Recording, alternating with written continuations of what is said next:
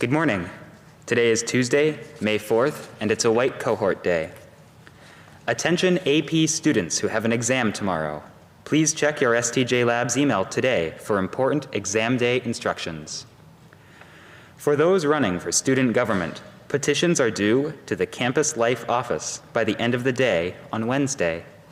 Please reach out to Mr. Ryan with any questions. Elections will take place at the end of the week. The two candidates running for student government president are Ashley Fox and Madison Wilson. You will receive information early next week about how you will receive a ballot and when the elections will take place. It's that time of year when we should all think about getting our library books returned. If you are still reading them, please, no rush, take time to finish them. Otherwise, find them and drop them off at the library or to the drop box in the dining hall, and you'll have one less thing to worry about as we wrap up the school year. The Gay Straight Union will meet tomorrow at 3:30 p.m. in Ranger 210. If you would like to attend in person or via Zoom, please email Mr. Quinn at emmett.quinn@stjlabs.com for more information. And happy birthday today to Catherine Gerals. Happy birthday.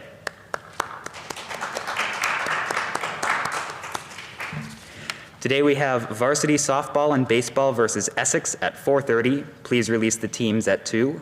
JV softball and baseball at Essex at 4:30. Please release the teams at 12:45. Boys tennis versus North Country at 3:30. Please release the team at 2:10. Girls tennis at North Country at 4. Please release the team at 1:30. JV and varsity boys ultimate versus South Burlington at 4. And JV and varsity boys lacrosse at Hartford at 5 and 6:30. Please release the JV team at 2:30. And track and field at North Country at 3:30. Please release the team at 1. Have a delightful day.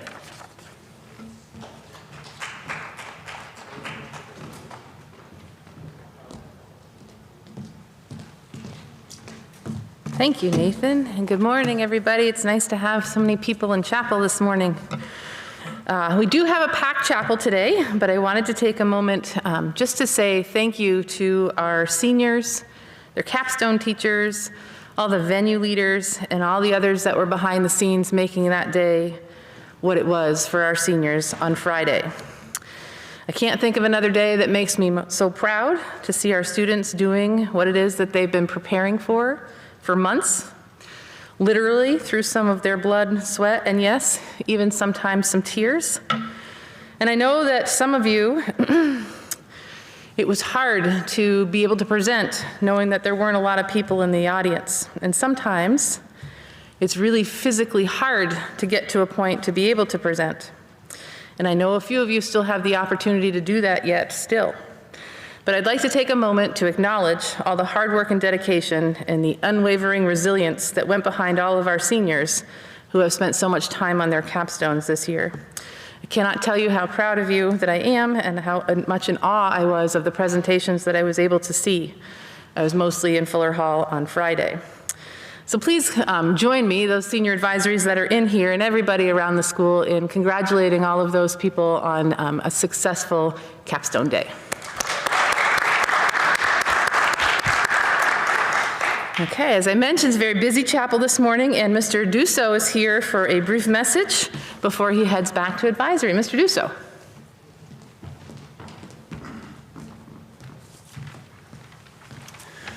Good morning, St. Johnsbury Academy community. Nice to see some seniors here in Fuller Hall, and of course a quick shout out to the Hibbert advisory, who I just left in the classroom and on Zoom a few minutes ago. I'll be back soon. Very pleased to announce the rollout of the senior auction this year, the 2021 senior auction. Class Council has been hard working on that and other initiatives, and today is the first day of this, this wonderful traditional event and fundraiser for that matter.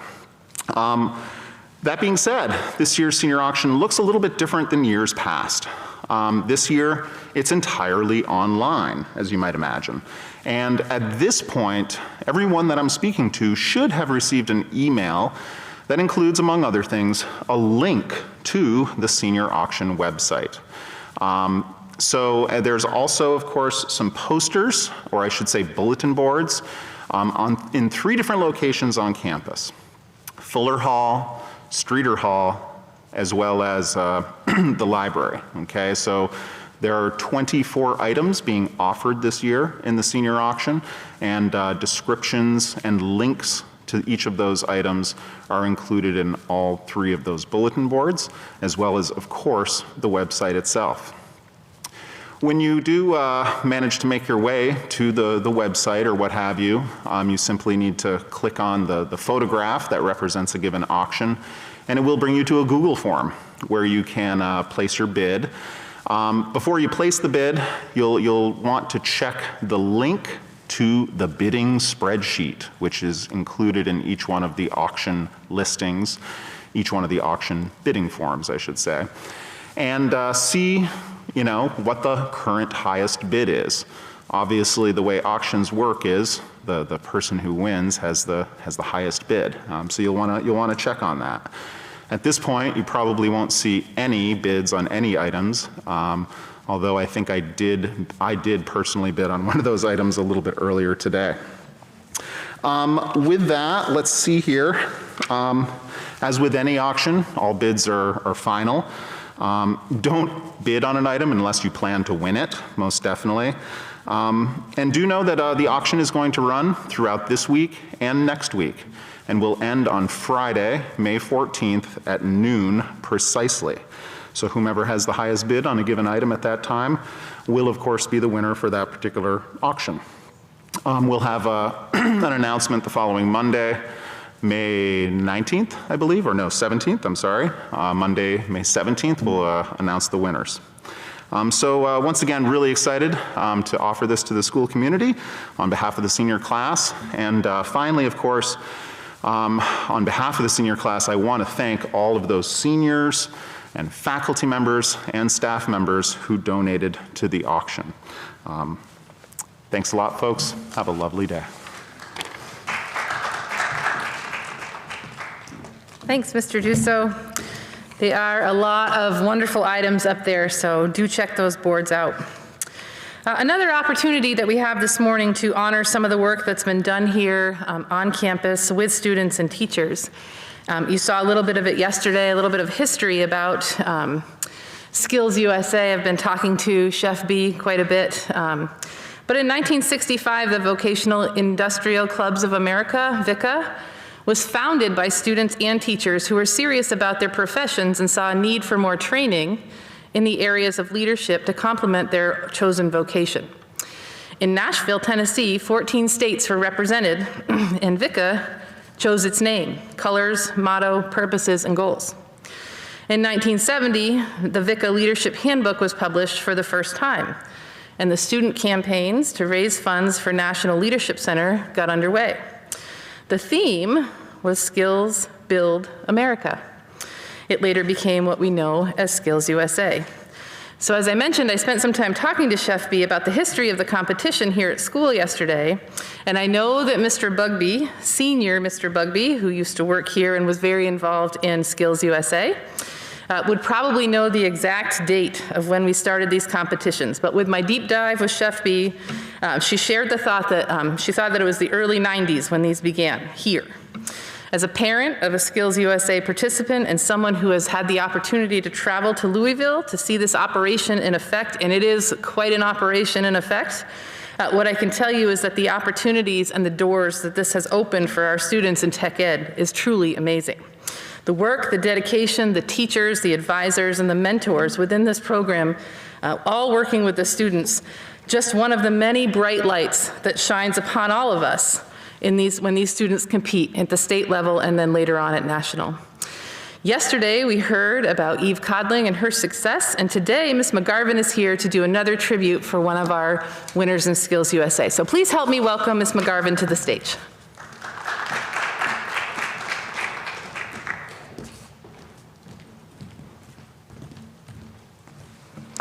Good morning. I'm Mrs. McGarvin, Human Services teacher and Skills USA advisor.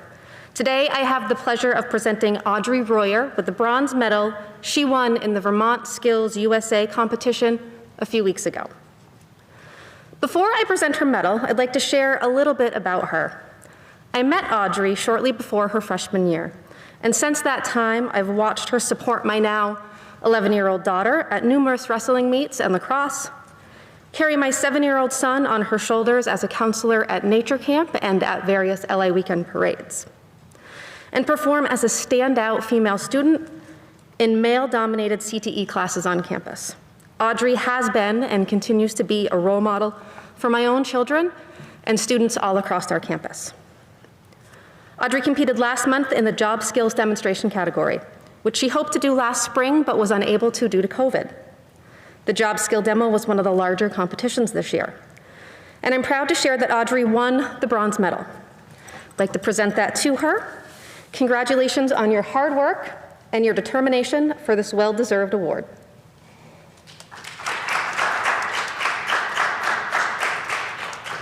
Thank you.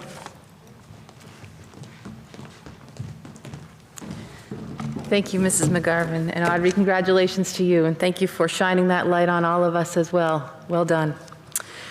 Lastly, this morning, we have another one of our student speakers coming from our public speaking class. So please help me welcome Riyadh Hasanoff.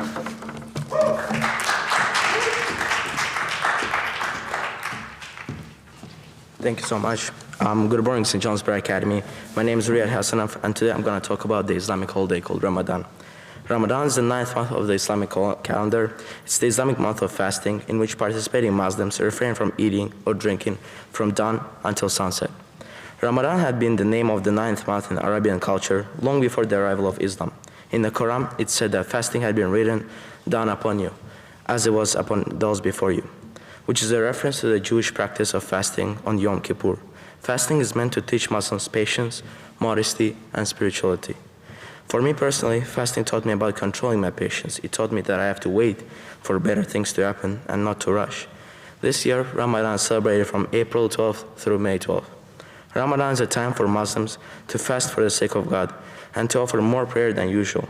During Ramadan, Muslims ask for forgiveness for the past sins, pray for guidance, and help in refraining from everyday evils, and try to purify themselves through self-restraint and good deeds. Ramadan is the holiest month of the year in Islamic culture. For Muslims, it's time for a spiritual reflection and growth, to help those in need, and to spend more time with loved ones. But why is Ramadan so special? As compared to the solar calendar, the dates of Ramadan vary, moving backwards about 10 days each year as it is moving holiday depending on the moon. Ramadan was the month in which the first verses of Quran were said to be revealed in the Islamic prophet Muhammad. But the sweetest part of Ramadan is iftar. Iftar is evening meal with which Muslims end their daily Ramadan fast. They break their fast at the time of the call to prayer from evening prayer. You get together with your family to enjoy the wonderful dinner, to break the fast and have a wonderful time discussing how your day was. Ramadan is a one-month holiday, and at the end of it, you have a special day called Eid. Eid marks the end of Ramadan. There are several traditions that some families do during Eid, such as on the morning Eid, Muslims do a ritual called ghusl, where they clean their body and fit the best dress before the morning prayers. And they greet each other with Eid Mubarak, which means have a blessed Eid. Thanks so much. Happy Ramadan.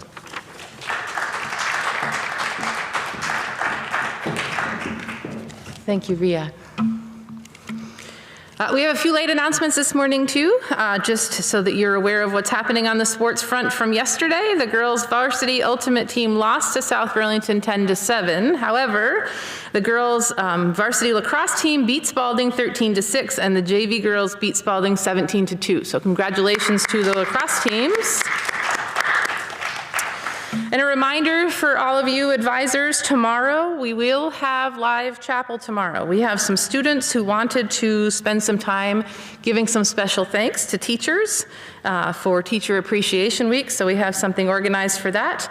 A special shout out to Mrs. McCaffrey, Ms. Stark, Mr. Bentley, and Mr. Eaton for rallying the NHS members to organize some special treats and snacks for everybody this week. To the Dorm Council for organizing the Teacher Appreciation Bulletin Board in Colby Hall, as well as a special thank you to some of the juniors that are thinking about you seniors and trying to figure out ways to start your last few weeks here together. They put together a board for you, at least as a start to lots of things to come in Colby Hall as well. It was hard to think about how to tie all of these pieces together in chapel this morning because they come from lots of different areas of the school and backgrounds, but it never ceases to amaze me about what we can do together as a community. And we can always choose to be better as a community, to find the good, to figure out where we can spread a little bit of sunshine for the rest of the world, and to have all of us look together, work together, be a community together, and to have a great day. So we wish you that today. We hope you have a great day. Congratulations to our winners of awards, and certainly to our public speakers. We hope you have a great day. Seniors, you're dismissed from chapel. Have a good day.